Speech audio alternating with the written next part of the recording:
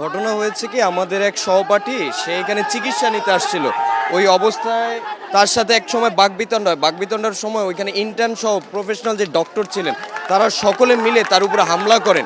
হামলার ক্ষোভ তারা কি কারণে করছে, যে একমাত্র কারণ হচ্ছে ঢাকা বিশ্ববিদ্যালয় শিক্ষার্থী পরিচয় দেওয়ার জন্য সেই জিনিসটাকে হচ্ছে পুরোপুরি মারধর করে, এবং মারধরে এক পর্যায়ে আমরা যাই এটা কথা বলার জন্য, এবং তারা ওই সময় হচ্ছে ধারালো অস্ত্রসহ এগুলো নিয়ে বের হয়, যেটার ফলশ্রুতি আপনি দেখতে পারবেন যে এইভাবে এসহ আরও 7-8 জনের এইভাবে ক্ষতবিক্ষত অবস্থায় আছে। আমরা যখন যাই ওখানে কথা বলার জন্য যে এটা একটা ইমার্জেন্সি গেট ভাই, এটা ছেড়ে দেওয়া উচিত, কারণ কি অনেক ইমার্জেন্সি পেশেন্ট আসবে যারা হচ্ছে চিকিৎসা নেবে, আমরা এটা একটা সমাধান করি। তারা আমাকে অকথ্য ভাষায় গালাগালি করছে ওই জায়গায়, অকথ্য ভাষায় বলতেছে যে আমরা ঢাকা মেডিকেলের ছেলেপেলে কি এটা ঢাকা বিশ্ববিদ্যালয়ের পোলাপাইন দেখবে, তারা এইভাবে আমাদের থ্রেট করে বলতেছিল। আপনি যদি খেয়াল করে দেখেন ওদের কাছে ধারালো অস্ত্র সহ বিভিন্ন লাঠি সোটা বিভিন্ন জিনিস। আমাদের শিক্ষার্থীরা আমরা শুধু বিষয়টা দেখতে আসছি, আমাদের সহপাঠীকে কেন মারলো এটা বিচার চাইতে আসছি। আপনি যদি দেখেন তারা অস্ত্র সহ নিয়ে আসছে, তাদের এই হলেরই ছিল এখানে অস্ত্র সহ লাঠি সোটা সহ সব নিয়ে তারা আসছে, তারা আমাদের সাথে মারামারি করতে চায়। আমার হলের জুনিয়র উপর হামলা করে, ও ফোন দেয়, তারপরে আমরা 3-4 জন সিনিয়ররা আসি কথা বলতে। এসে দেখে ওরে মারধর করছে, তো আমরা জিজ্ঞাসা করছি যে কেন মারধর করছে ওরে। তারপরে আশেপাশে ইন্টারনেট ডাক্তাররা, প্রফেশনাল ডাক্তাররা আমাদের উপরে হামলা করে। আমাদের ইন্টার ভাইরা এখানে কাজ করতেছিল, অ্যাকিউট প্যানক্রিয়াটাইটিস সম্ভবত রোগী আসছিল।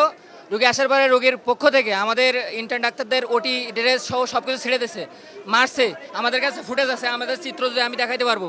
আমাদের এই যে গেটটা ভেঙে ফেলাইছে এবং বাইরে থেকে পোলাপান এসে তাদেরকে মারার জন্য চেষ্টা করতেছে, যেটা আমাদের সেবা দেওয়ার জন্যই তো আমাদের মেডিকেল স্টুডেন্টরা আছে, তাই না?